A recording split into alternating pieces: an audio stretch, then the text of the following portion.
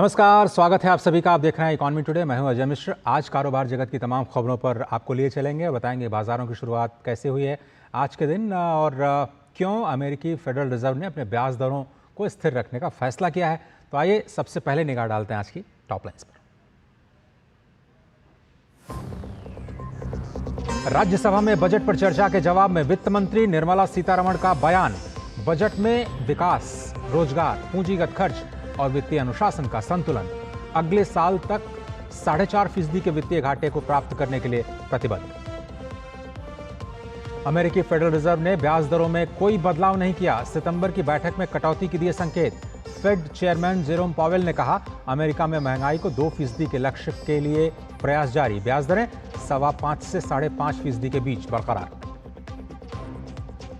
RBI ने आधार आधारित payment system और डिजिटल पेमेंट सिस्टम को और भी ज्यादा सुरक्षित बनाने के लिए नई गाइडलाइंस जारी की। 5000 से ज्यादा की डिजिटल पेमेंट पर एडिशनल ऑथेंटिकेशन करना होगा। और आज बढ़त के साथ फिर से खुले भारतीय शेयर बाजार। कल मुनाफे में रहा था कारोबार। बाजार में बड़े सूचकांक अपने ऑल टाइम हाई के करीब हुए थे बंद।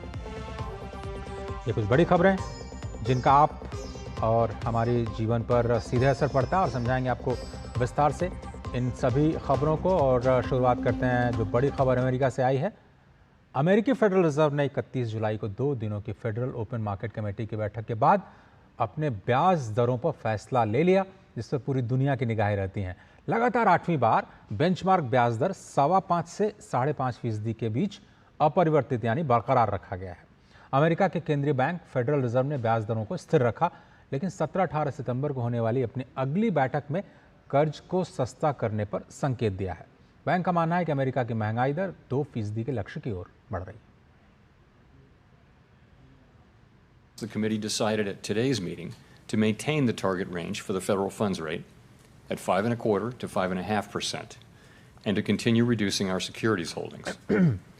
As the labor market has cooled and inflation has declined, the risks to achieving our employment and inflation goals continue to move into better balance. The question will be whether the totality of the data, the evolving outlook, and the balance of risks are consistent with rising confidence on inflation and maintaining a solid labor market.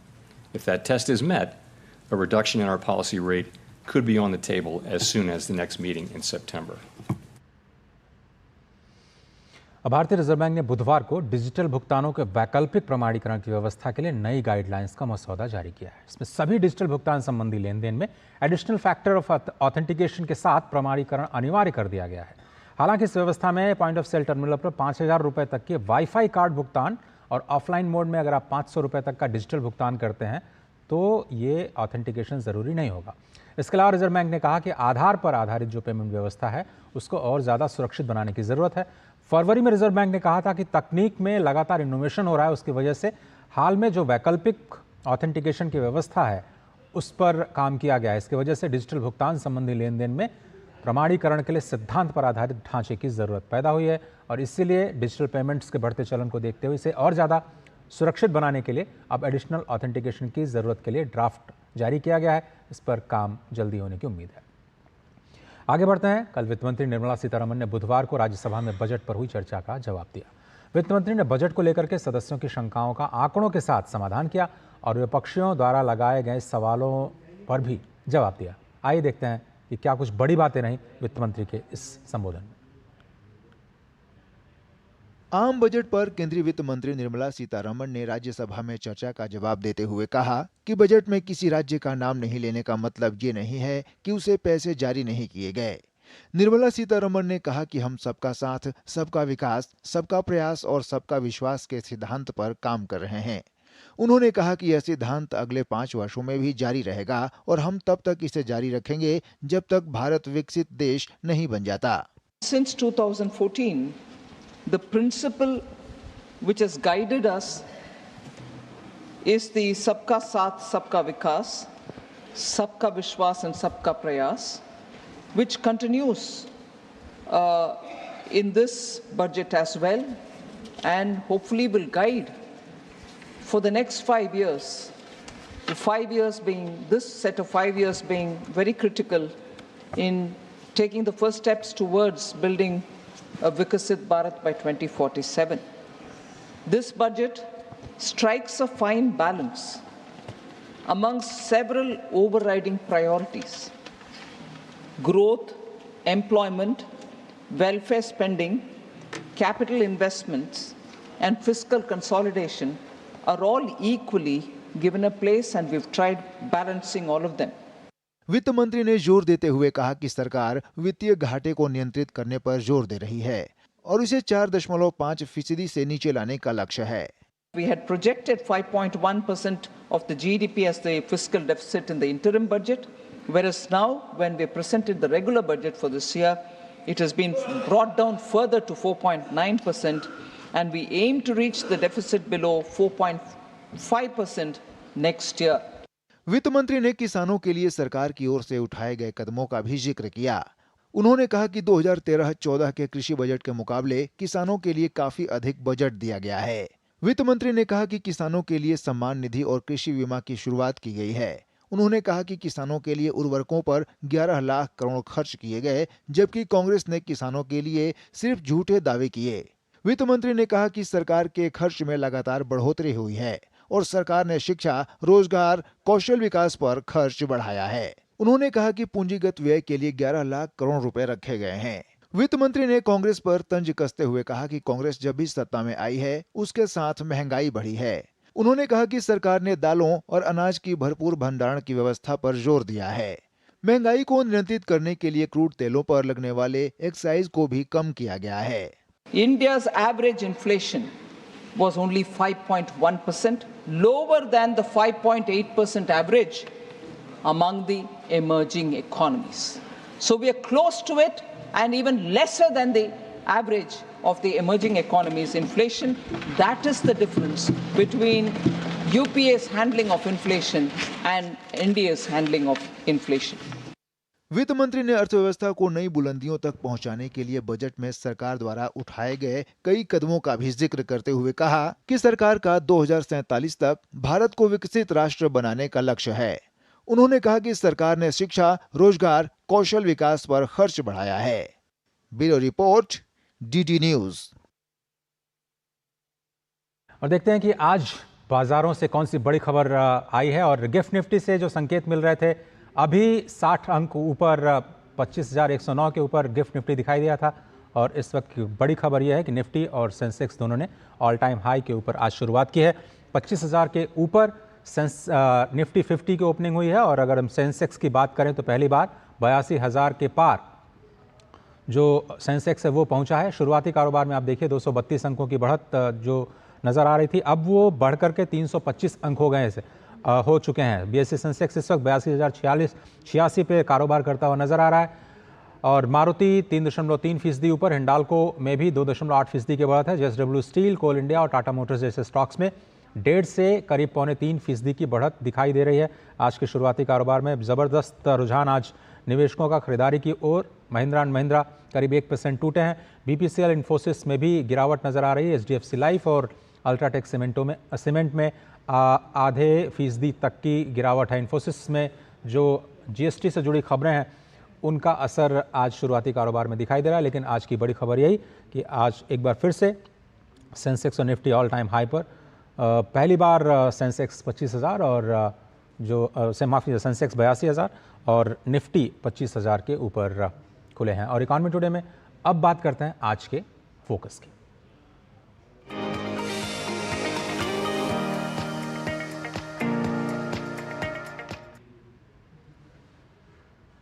Share बाजार में वायदा कारोबार में निवेशकों को हो रहे नुकसान से रेगुलेटर्स ने और सरकार ने अब चिंता जताई है। हाल ही में सेबी ने अपने सर्वे में कहा कि फ्यूचर्स एंड ऑप्शंस में 90% सौदों में निवेशकों को नुकसान उठाना पड़ रहा है। इस नुकसान से बचने के लिए निवेशकों को क्या कुछ रुख अपनाना चाहिए, इस पर सेबी ने कुछ सिफारिशें भी दी हैं। आइए आपको दिखाते हैं ये रिपोर्ट। और बड़ी बात यह है कि जो F&O में लगातार जो नुकसान हो रहा है उस पर गंभीर चिंता जताई है। ये एक सिस्टमिक इशू है या नहीं, ये एक मैक्रो इशू है या नहीं, इस पर हम लगातार चर्चा करेंगे और हमारे साथ होंगे एक्सपर्ट्स। लेकिन पहले ही आपको ये रिपोर्ट दिखाते हैं।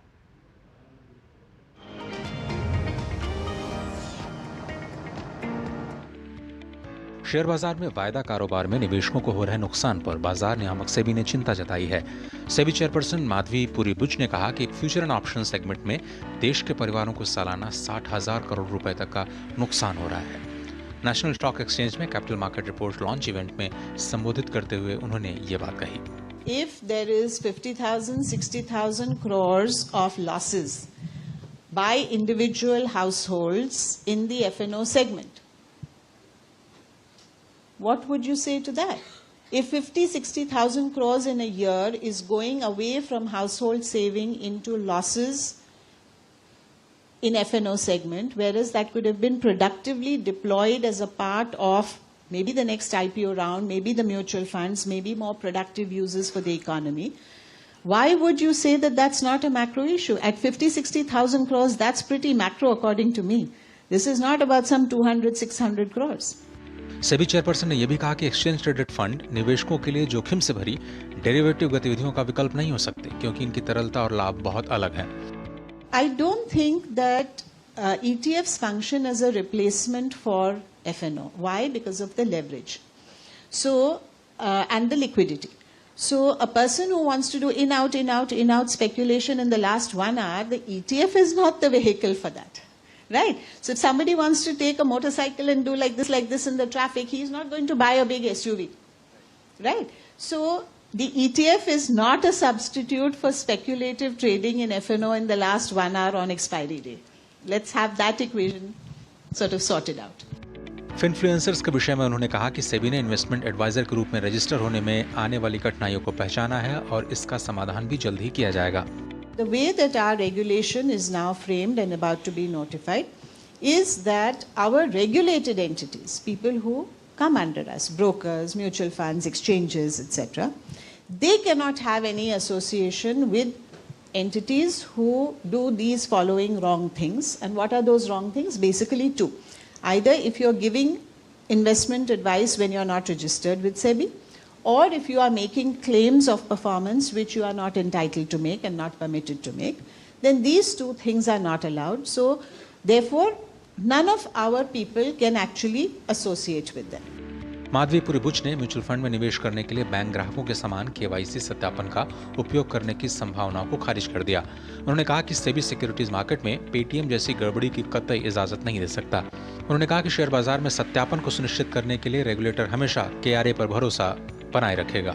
मुंबई में श्यामा मिश्रा के साथ ब्यूरो रिपोर्ट, TD न्यूज।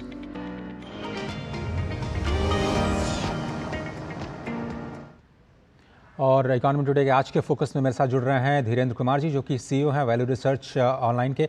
आपका बहुत बहुत धन्यवाद धीरेन्द्र सर। और मुझे ये कहने में बिल्कुल हिचक नहीं है कि कई सालों से निवेशकों के हितों की जो आवाज़ आपने उठाई है उसमें कोई पैरेलल मुझे फिलहाल नहीं दिखाई देता। अब ये F&O के लेकर के जो सेबी ने चिंता जताई है, मैक्रो इशू बताया है, ये कितना गंभीर है खासतौर पर आम निवेशकों के लिए। और मुझे लगता है कि मेरे ऑफिस में ही 100-200 लोग F&O में ट्रेड कर रहे होंगे और अपने नुकसान के बारे में किसी को नहीं बताते हैं।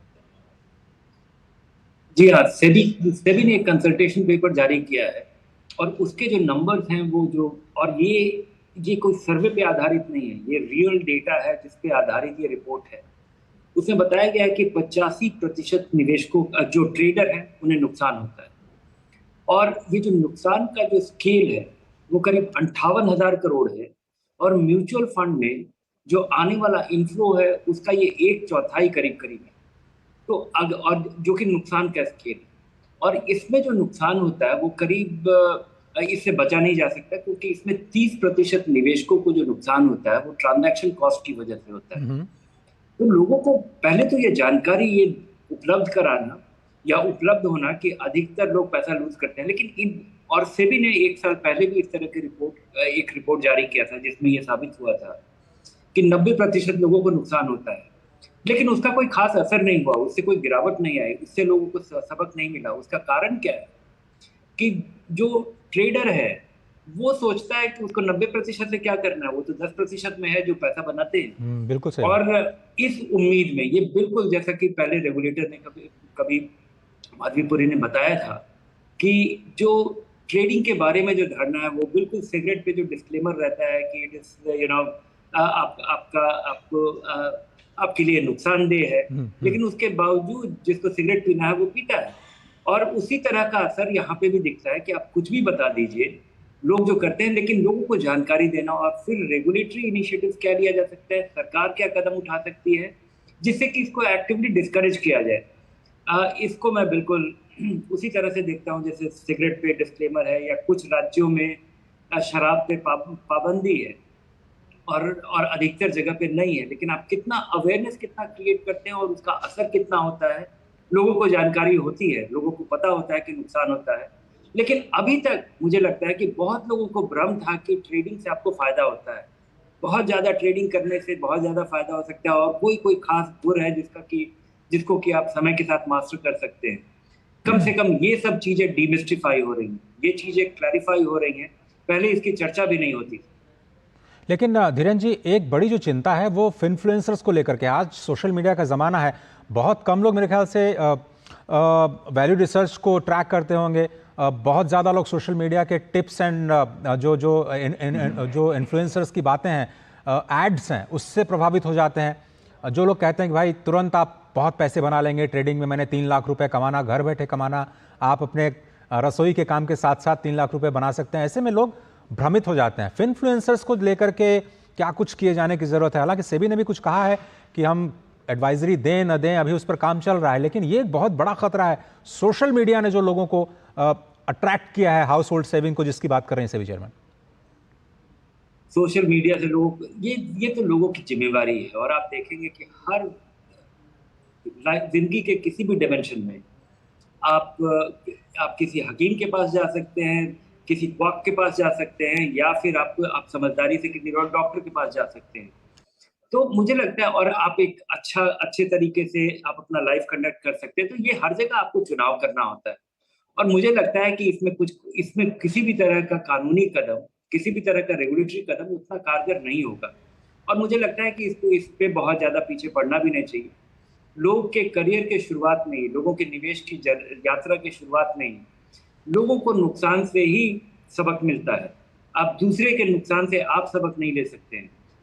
पिछले 30-32 साल से जब से मैं बाजार देख रहा हूँ, जब से मैं निवेशकों का सवाल देखता हूँ, लोगों के जवाब देता हूँ, लोगों का एक्सपीरियंस जानता हूँ, मुझे यही समझ में आता है कि लोगों को सीखने के लिए, बाजार में चीज़ों को बारीकियों से समझने के लिए लोगों को अपना पैसा लूज करना आता है। इसलिए मेरी ये सोच है कि जल्दी से जल्दी आप पैसा गंवाइए, जल्दी से जल्दी सीख लीजिए, क्योंकि अगर आप बाद में करेंगे, जब अपना पैसा इकट्ठा करके उसके बाद करेंगे, तो आपको नुकसान बड़ा होगा।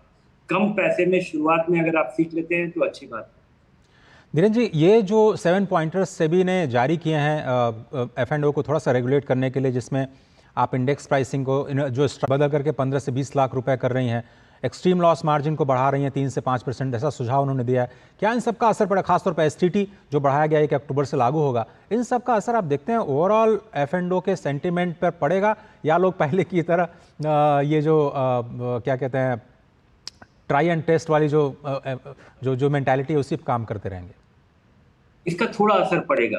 इसका सीधा असर STT का तो ये पड़ेगा कि अभी तक 30% लोग खर्चे की वजह से लोगों को नुकसान होता था, अब वो 30% बढ़ के 50-60% हो जाएगा।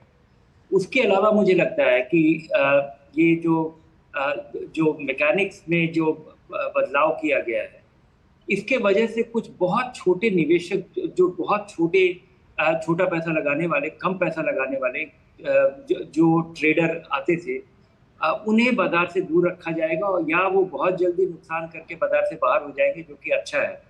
क्योंकि अगर आप लिवरेज ज़्यादा स्केल का इनेबल करते हैं तो आप ज़्यादा बड़ा पोजीशन खड़ा कर सकते हैं, और कम से कम बिल्कुल निचले स्तर के ट्रेडर को जो कि कुछ पैसे, क्योंकि ये एक ऐसी स्थिति में आ गया था बाजार जहाँ पे बच्चे कॉलेज में पढ़ते हुए क्लास के बीच में इस तरह का ट्रेडिंग कर पाते थे, और ये इस तरह का मजाक नहीं है। मुझे लगता है इसमें बारीकी से समझना होगा, इसमें बहुत बड़ा लक का एलिमेंट है, और जिस तरह के डेरिवेटिव्स में ट्रेडिंग हो रहा था, और जो पैटर्न देखा गया है कि जिस दिन एक्सपायर होने वाला है उसके आधे घंटे में, 1 घंटे में हर सौदा होता है, तो ये बिल्कुल ये डिजाइन है, कॉन्फ़िगर्ड है नुकसान के लिए, और इसमें फायदा कम, नुकसान होता है, और फायदा कम लोगों को होता है, नुकसान ज्यादा लोगों को होता है। इसलिए इसका असर होगा, पर बहुत ज़्यादा नहीं।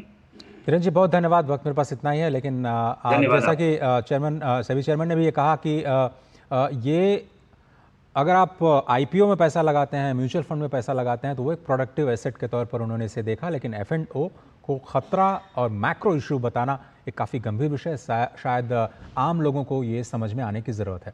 आगे बढ़ते हैं और महिला उद्यमिता को बढ़ावा देने वाली एक खास पहल पर नज़र डालते हैं।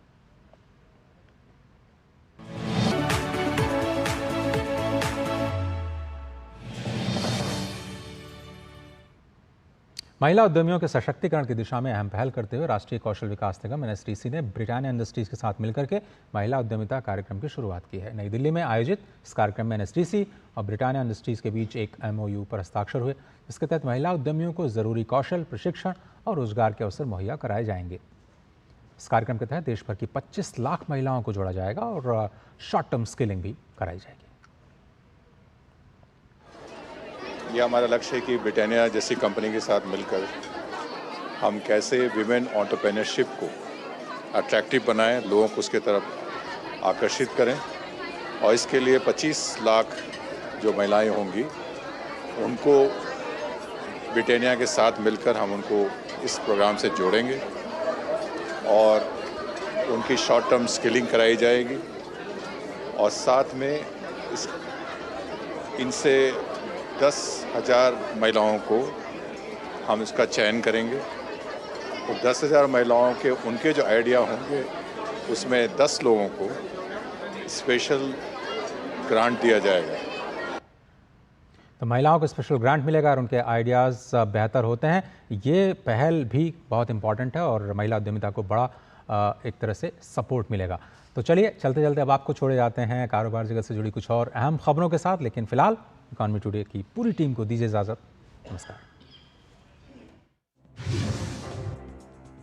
वित्त वर्ष 24-25 की पहली तिमाही में राजकोषीय घाटा कम हुआ है। महालेखा नियंत्रक के जारी नवीनतम आंकड़ों के विश्लेषण के अनुसार पहली तिमाही का राजकोषीय घाटा वित्त वर्ष के कुल लक्ष्य का 8.41% रहा। हालांकि बीते वर्ष वित्त वर्ष 23-24 की इसी अवधि में आंकड़ा 25.3% था। 31 जुलाई को शाम 7 बजे तक 7 करोड़ से भी ज्यादा इनकम टैक्स रिटर्न फाइल हुए। इनमें से 50 लाख से ज्यादा रिटर्न एक ही दिन 31 जुलाई को भरे गए हैं। इस साल ITR फाइलिंग का नया रिकॉर्ड बन गया है। पिछले साल 31 जुलाई तक 6.77 crore income tax return file किए गए थे। केंद्रीय मंत्री हरदीप सिंह पुरी ने कहा है कि प्रधानमंत्री नरेंद्र मोदी ने 10 करोड़ 33 लाख से अधिक गरीब परिवारों को उज्ज्वला परिवार के तहत मुफ्त में गैस कनेक्शन देकर उनके घर से धुएं की घोर अंधेरी को समाप्त किया और लाभार्थी परिवारों को स्वस्थ जीवन का उपहार दिया। उज्ज्वला लाभार्थियों का सिलेंडर LPG उत्पादक देशों से भी कम दाम में रिफिल किया जा रहा है। साल 2030 तक भारत का सेमीकंडक्टर बाजार $100 बिलियन तक पहुंच जाएगा। केंद्रीय सूचना प्रौद्योगिकी राज्य मंत्री जितिन प्रसाद ने संसद में बताया कि सरकार ने इस लक्ष्य को हासिल करने के लिए कई योजनाएं बनाई हैं। इनमें चिप बनाने वाली फैक्ट्रियों, डिस्प्ले बनाने वाली फैक्ट्रियों, चिप टेस्टिंग और पैकेजिंग प्लांट्स के लिए उत्पादन से जुड़ी प्रोत्साहन योजनाएं शामिल हैं।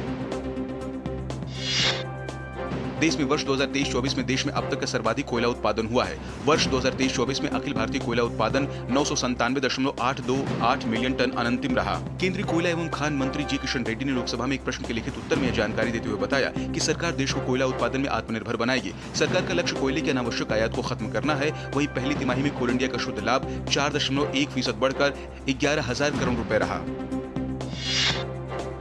सैमसंग इलेक्ट्रॉनिक्स से CEO और वाइस चेयरमैन जोंग ही हान ने नोएडा स्थित सैमसंग की फैक्ट्री विजिट के दौरान भारत को सैमसंग के लिए दुनिया के सबसे तेजी से उभरते हुए बाजारों में एक बताया। इस फैक्ट्री में स्मार्टफोन, टैबलेट और फ्रिज बनाए जाते हैं। ई-वेस्ट रिसाइकिलर अटेरो ने एकीकृत e-waste consumer take back platform sell smart के लॉन्च के साथ D2C सेक्टर में प्रवेश की घोषणा की है। कंपनी ने एक बयान में कहा है कि इस प्लेटफॉर्म का उद्देश्य ई-वेस्ट रिसाइकलिंग परिदृश्य को बदलना और भारत के बढ़ते ई-वेस्ट संकट से निपटना है, जिसके 2030 तक 14 मिलियन टन तक पहुंचने का अनुमान है। महिंद्रा एंड महिंद्रा का रेवेन्यू जून तिमाही में 11% बढ़कर 27,133 करोड़ रुपए हो गया। कंपनी का स्टैंड अलोन नेट प्रॉफिट 23% बढ़कर 2,613 करोड़ रुपए हो गया, जबकि पिछले साल की समान तिमाही में कंपनी का नेट मुनाफा 2,120 करोड़ रुपए था। प्रमुख इस्पात कंपनी टाटा स्टील का जून 2024 को समाप्त तिमाही में एकीकृत शुद्ध मुनाफा 25% बढ़कर 918.57 करोड़ रुपए हो गया। खर्चों में कमी की वजह से कंपनी अधिक मुनाफा दर्ज कर पाई है। कंपनी ने शेयर बाजारों को भेजी सूचना में जानकारी दी। इससे पिछले वित्त वर्ष 2023-24 के अप्रैल-जून तिमाही में कंपनी ने 5,524.85 करोड़ रुपए का शुद्ध मुनाफा अर्जित किया था। भारत की सबसे बड़ी कार निर्माता company Maruti Suzuki India limited ने 2024-25 की पहली तिमाही के लिए अपने शुद्ध लाभ में 48% की साल दर साल वृद्धि दर्ज की है। इस मजबूत प्रदर्शन के बाद मारुति सुजुकी ने 2031 तक 6 नए इलेक्ट्रिक वाहन मॉडल लॉन्च करने की योजना की घोषणा की है। टोयोटा किर्लोस्कर मोटर इंडिया ने कहा कि उसने लगभग 20,000 करोड़ के निवेश के साथ एक नई फैक्ट्री स्थापित करने के लिए महाराष्ट्र सरकार के साथ एक समझौता ज्ञापन पर हस्ताक्षर किए हैं। कंपनी ने एक बयान में कहा कि प्रस्तावित निवेश आने वाले सालों में रोजगार सृजन और आर्थिक विकास में योगदान देगा।